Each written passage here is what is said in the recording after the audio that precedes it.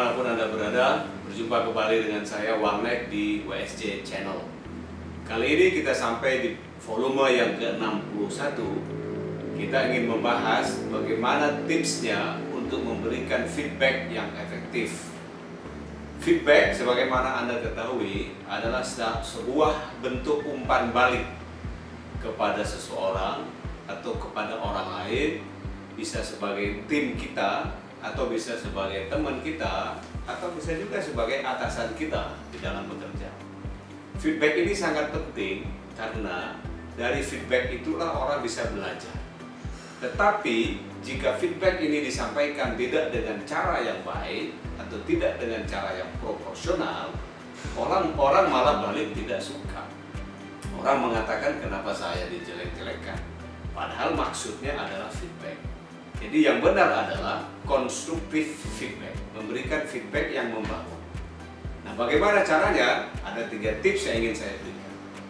Tips yang pertama, cara memberikan feedback, Anda harus menyampaikan kejadian persisnya apa terhadap yang akan Anda berikan feedback. Jadi feedback tidak bisa mengambang-ambang, mengawang-awang, terlalu luas, tapi persis kepada kejadian demi kejadian.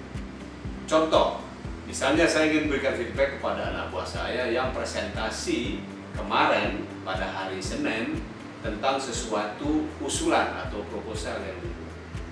Jadi ketika saya ingin memberikan feedback, ketika saya sudah bertemu dengan dia, saya buat janjian dan saya bertemu dengan dia, saya memulainya dengan mengatakan, ingat nggak apa yang terjadi dalam presentasi kemarin di hari Senin?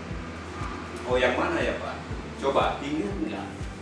Oh ya, saat saya presentasi, kira-kira pukul 1 sampai pukul 2, saya mengusulkan tentang sesuatu program yang CSR yang membutuhkan dana. Nah, itu. Lalu ingat nggak apa yang terjadi dengan presentasimu itu?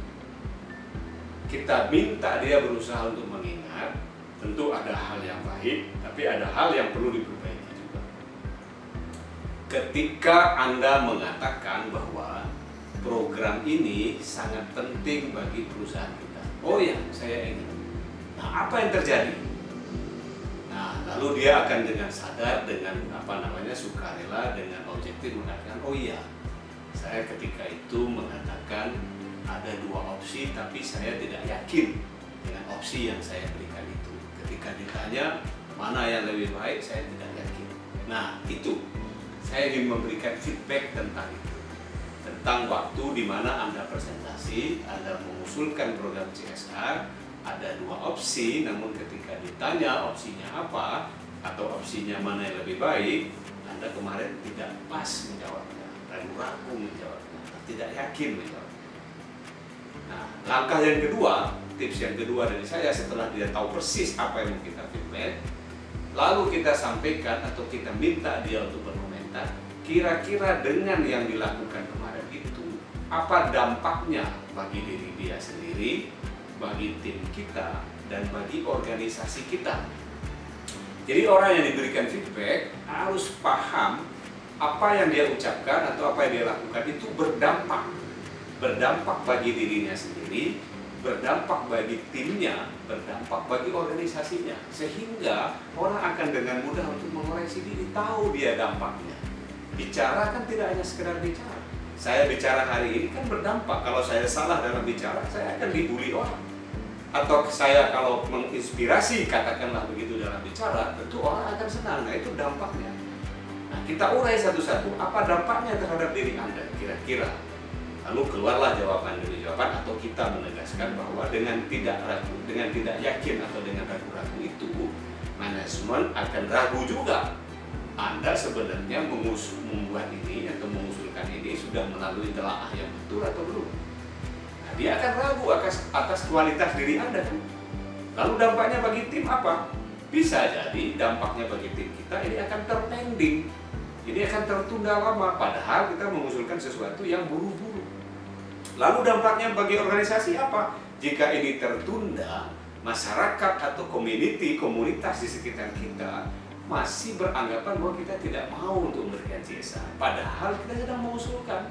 Kan nggak mungkin kita selalu mengatakan kepada masyarakat sedang diusulkan, tapi tidak bakal terrealisasi atau tidak terrealisasi dalam waktu singkat.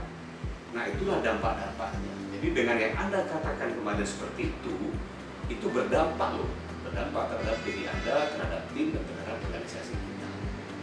Nah, setelah itu selesai, tips yang ketiga baru kita datang dengan kesepakatan. Nah, lalu bagaimana memperbaiki? Jika Anda nanti presentasi lagi, bagaimana memastikan supaya Anda nggak ragu-ragu, supaya Anda yakin, sehingga dampak-dampak tadi bisa kita hilangkan. Nah, ada usulan dari dia, kita minta usulan dari dia, kita juga mempertegas, lalu kita dapat kesepakatan. Oh, kalau begitu ke depan untuk memperbaikinya, kita harus satu, datanya harus lebih kuat, misalnya. Dua, presentasinya harus latihan dulu lah, jangan sampai pada saat presentasi Anda nggak ingat atau Anda nggak yakin. Ketiga, di-challenge dulu oleh tim kita, dan seterusnya.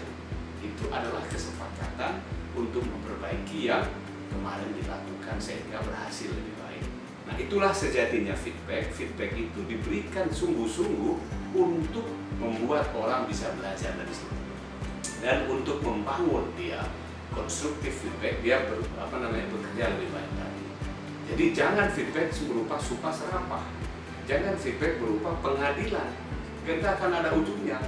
Mungkin Anda lampiaskan marah-marah, tetapi hasilnya tidak akan lebih baik. Betul-betul diniatkan untuk memperbaiki orang.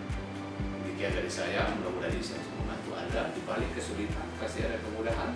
Di balik kesulitan pasti ada kemudahan. Salam.